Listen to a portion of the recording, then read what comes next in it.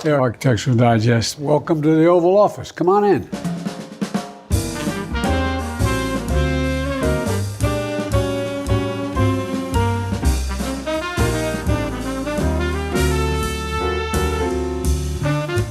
This is the White House. This is it. On Inauguration Day, the outgoing president has to be out by, I think, noon or 10 o'clock in the morning. Incoming can't come in until 4 o'clock, so you can decide what furniture and what decorations you want in the Oval Office. And I had asked my brother to help me set up my office in here, on the rug and the furniture, because he's a better architect than I am. What they do is in suburban Maryland, there is a facility that is a replica in terms of dimensions of the Oval Office. And so you go out there and pick the furniture and the rugs you want, see what it looks like. And so my brother knows my taste extremely well. I love this rug. I love the color blue. That's the one thing I knew I wanted. The rest, my brother picked out for me.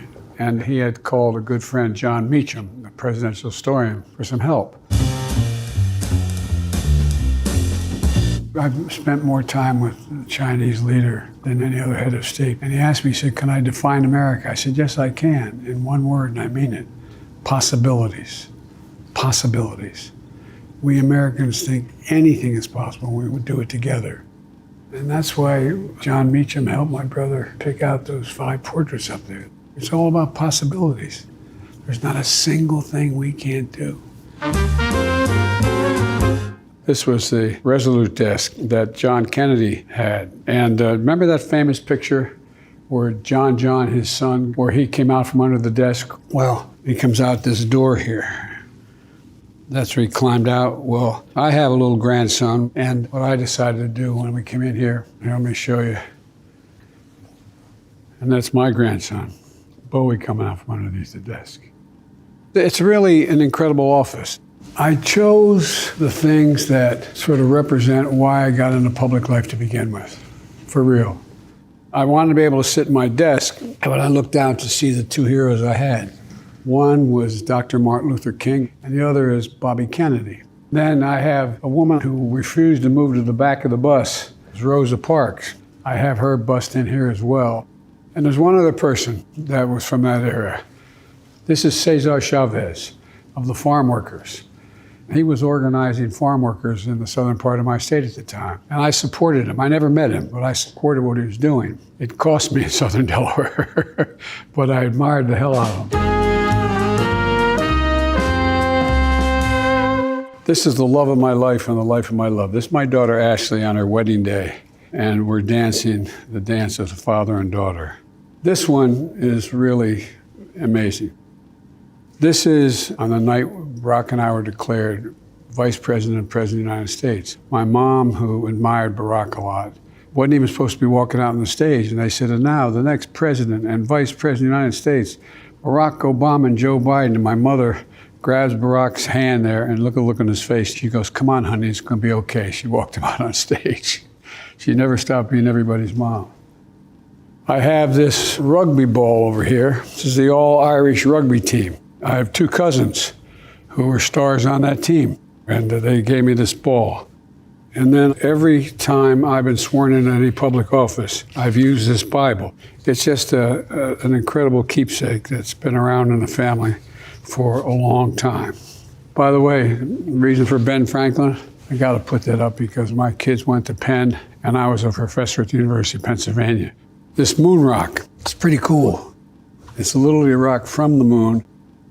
This is my '67 Corvette. But my dad didn't have a lot of money, but he managed the dealership. So when I got married, he gave this to me as a gift. I still have it.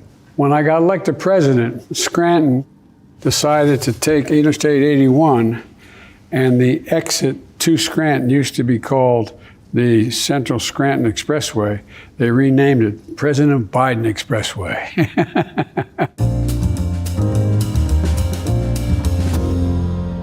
You know, there's a lot of other things in here that are of consequence to me, and I think of all the incredible things that have happened in this office over the last couple hundred years, and it really is just an incredible honor to be here.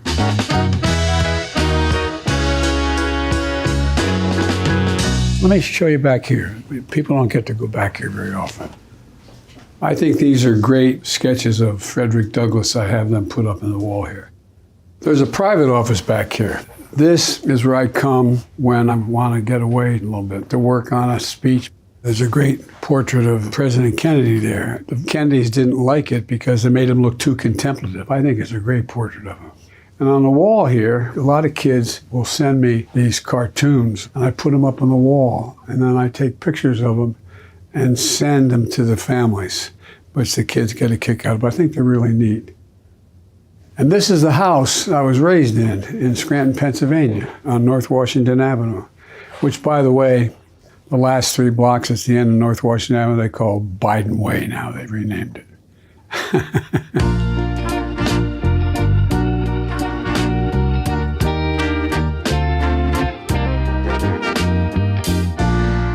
This is a private dining room. Not many people get to come back here.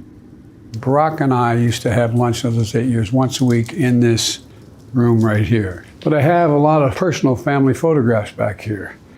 This is a picture of my son, Bo, who's passed away. That's my mom and my dad, and when I had darker hair. And here, they're what they call command coins. Command coins are given in the battlefield, and the president has a command coin. And my command coin has on the back of it the Bo's unit. We went to Iraq for a year, and so I'm going to give you a copy, give you one.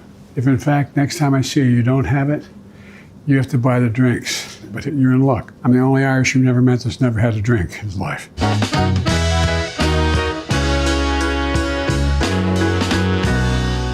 Did you want to see the cabinet room? I want to show it to you. Come here. This is the cabinet room. Come on in. There's only one chair in here that's about 2 inches higher than every other chair. That's the president's chair. These chairs are really, really heavy. On the back of each chair is the name of the department they represent. This is the Secretary of Energy here in this chair. But there's a lot of really incredible things that have happened in this room. It's almost cathedral-like to me, because when we're in here, we're talking about things of enormous consequence.